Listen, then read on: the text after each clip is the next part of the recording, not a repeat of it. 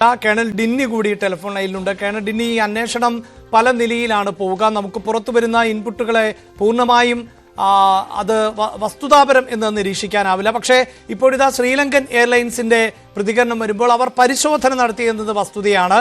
ഒപ്പം ഇന്ത്യയുടെ ആവശ്യപ്രകാരമാണ് ഒരു പരിശോധന നടത്തിയത്. അങ്ങനെയെങ്കിൽ ഈ ശ്രീലങ്കയിലേക്ക് ഇവർ കടന്നിട്ടുണ്ടാകാം എന്ന സാധ്യത പൂർണ്ണമായും തള്ളിക്കളയാനുമാകില്ലല്ലോ. തീർച്ചയായിട്ടും. ഡോക്ടർ മോഹൻ വർഗീസ് പറഞ്ഞ പോലെ ഇത് നമുക്ക് എത്രമാത്രം ഇതിനൊരു ക്രെഡിബിൾ ആണെന്നുള്ള കാര്യം നമുക്ക് അറിയില്ല. അതുമാത്രമല്ല, ശ്രീലങ്കൻ എയർലൈൻസ് എന്തിനു വേണ്ടിയാണ് സെർച്ച് ചെയ്തതെന്നുള്ള അവർ പറഞ്ഞിട്ടില്ല. ഇതിനകത്ത് പല പല ഫാക്ടേഴ്സ് ഉണ്ട്. നോക്കൂ, ഒന്ന്, ഈ ഭീകരവാദികൾ തന്നെ ആവണമെന്നില്ല. ഈ ഭീകരവാദികളെ സഹായിച്ച ഇന്ത്യയിലുള്ള ആരെങ്കിലും അതാവാം, അല്ലെങ്കിൽ വേറെ രാജ്യത്ത് നിന്ന് ശ്രീലങ്കയിലേക്ക് എത്തിയതാവാം. കാരണം ഈ ഒരു ഭീകരവാദി എന്ന് പറഞ്ഞാൽ ഈ ഒരു ഭീകരവാദ ഇൻസിഡന്റ് അവരെ മാത്രമായിട്ടല്ല നമ്മൾ ടാർഗറ്റ് ചെയ്യുന്നത്. അവരുടെ ബാക്കിൽ പ്രവർത്തിച്ചത് ആരാന്നൊക്കെ ഉള്ള രീതിയിലേക്കുള്ള ഒരു അന്വേഷണം പോകും. അത് ഇന്ത്യയുടെ ഉള്ളിലും ഇന്ത്യയുടെ പുറത്തു നിന്നുള്ള ആളുകളുണ്ടെങ്കിലും അവരെയൊക്കെ നമ്മൾ അന്വേഷിച്ചിട്ട് മനസ്സിലാക്കാനുള്ള രീതിയിലാണ് പോകുന്നത് എപ്പോഴും അന്വേഷണം. അതുകൊണ്ട് ശ്രീലങ്കൻ എയർലൈൻസിൽ അങ്ങനെ സെർച്ച് നടന്നിട്ടുണ്ടെങ്കിൽ അതിന് കൃത്യമായിട്ട് ആരാണ് അവർ നോക്കിയാൽ എന്താണ് നോക്കിയെന്നുള്ളത് നമുക്ക് ഒരിക്കലും എനിക്ക് തോന്നുന്നില്ല അത് പുറത്ത് വരാനുള്ള ചാൻസസ് കുറവാണ്. പക്ഷെ ഒരു കാര്യം തീർച്ചയാണ്, NIA പോലത്തെ ഉള്ള ഇൻവെസ്റ്റിഗേറ്റിംഗ് ഏജൻസീസ് ഒക്കെ അവര് എല്ലാ ലെവലിലും അവർ ഇൻവെസ്റ്റിഗേറ്റ് ചെയ്യുന്നതായിരിക്കും. അതുകൊണ്ട് തീർച്ചയായിട്ടും ഇപ്പം പെഹൽഗാം നടന്ന ഇൻസിഡന്റ് ആയിട്ട് ചിലപ്പോൾ ബന്ധം കാണും, ചിലപ്പോൾ അതല്ലാത്ത വേറെ എന്തെങ്കിലും രീതിയിലേക്കാണ്.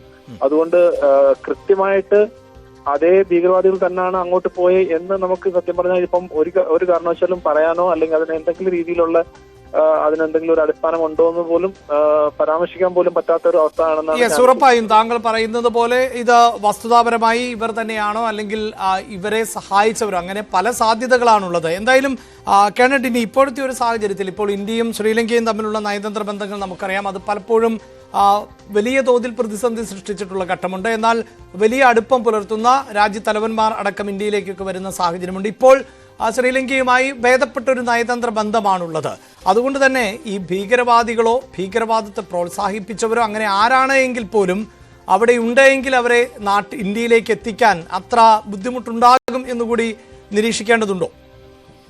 തീർച്ചയായിട്ടും. ഇന്ന് ഇപ്പം ശ്രീലങ്കയായിട്ട് നമുക്ക് നല്ലൊരു ബന്ധം തന്നെയാണ്, അതിനകത്ത് യാതൊരു സംശയമില്ല. കാരണം ശ്രീലങ്ക ഒരു സമയത്ത് ചൈനീസുമായിട്ട് വലിയ രീതിയിൽ അടുപ്പവും ഒക്കെ വന്നൊരു സ്ഥിതി നമ്മൾ കണ്ടിരുന്നു. പിന്നീട് ശ്രീലങ്കയിൽ നടന്ന വിഷയങ്ങൾ നമ്മളെല്ലാം കണ്ടതാണ്. എങ്ങനെയാണ് അവിടുത്തെ ഒരു അവസ്ഥ സാമ്പത്തികമായിട്ട് ഏത് രീതിയിലാണ് ആ രാജ്യം പോയതും നമ്മൾ കണ്ടതാണ്. ആ സമയത്ത് ഏറ്റവും കൂടുതൽ സഹായിച്ചത് ഭാരതം തന്നെയാണ്. അപ്പൊ ആ ഒരു ഇതുകൊണ്ടാണ് ശ്രീലങ്കൻ പ്രസിഡന്റ് ഇപ്പൊ വന്നപ്പം അത് ഓപ്പൺ ആയിട്ട് പറയും, ഭാരതത്തിന്റെ ഒരു ഏറ്റവും അടുത്ത ഒരു സ്ട്രാറ്റജിക് പാർട്ട്ണർ ആയിട്ടാണ് ഇപ്പം ശ്രീലങ്ക കാണുന്നത്. അതുപോലെ തന്നെ ഭാരതത്തിന്റെ യാതൊരുവിധ താല്പര്യങ്ങൾക്ക് എതിര് നിൽക്കില്ല എന്നുള്ള വ്യക്തമായിട്ടുള്ള സ്റ്റേറ്റ്മെന്റ്സും കൊടുത്തിട്ടുണ്ട്. ഇൻക്ലൂഡിങ് ചൈനയ്ക്ക് പോലും അവിടെ യുദ്ധക്കപ്പലോ മറ്റൊന്നും വരാൻ സമ്മതിക്കത്തില്ല എന്ന് വരെ ശ്രീലങ്ക പറഞ്ഞിരുന്നു. അപ്പൊ അങ്ങനെ ഇരിക്കുമ്പോൾ ഏതെങ്കിലും രീതിയിലുള്ള ഭീകരവാദമോ അല്ലെങ്കിൽ ഭീകരവാദമായിട്ട് റിലേറ്റഡ് ആയിട്ടുള്ള ആരെങ്കിലും ശ്രീലങ്കയോ അല്ലെങ്കിൽ ശ്രീലങ്കയുടെ ഏതെങ്കിലും രീതിയിൽ ഓപ്പറേറ്റ് ചെയ്യുകയാണെങ്കിൽ എനിക്ക് വളരെ ഷുവറാണ് അവരെ നമുക്ക് തിരിച്ച് ഇന്ത്യയിലേക്ക് എത്തിക്കും. ഒരു കാര്യം കൂടെ വെച്ചാൽ ശ്രീലങ്ക പോലും ഒരു കാലത്ത് നമുക്കറിയാം, ഈസ്റ്റർ ബോംബിംഗ് എന്ന് പറയുന്നത് ശ്രീലങ്കയും ഈ ഒരു ഭീകരവാദത്തിന്റെ ഇരയായ ഒരു രാജ്യമാണ്.